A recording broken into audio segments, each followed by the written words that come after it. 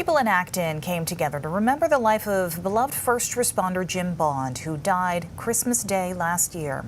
They were also able to carry on his legacy of giving by raising donations for those impacted by the Robbins lumber explosion in Searsmont. Drew Peters has the story. He meant everything. We were together almost 25 years.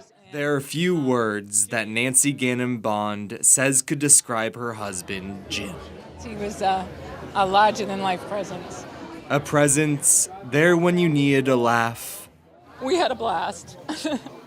Or when your life was on the line.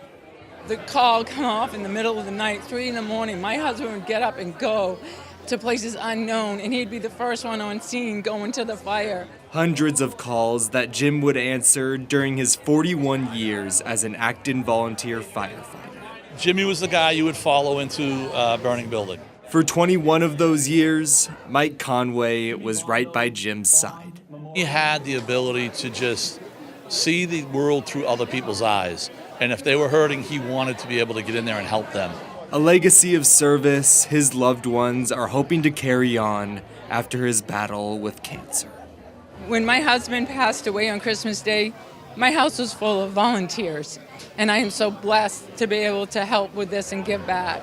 A memorial honoring Jim and giving back to fellow first responders who answered the call to the deadly fire and explosion at Robbins Lumber in Searsmont. They lost that young volunteer firefighter, and there are several people still suffering in hospitals with severe burns. That this is exactly what Jimmy would have wanted. Friends and family piling in more than $5,000 in donations and sharing a toast at Jim's favorite bar.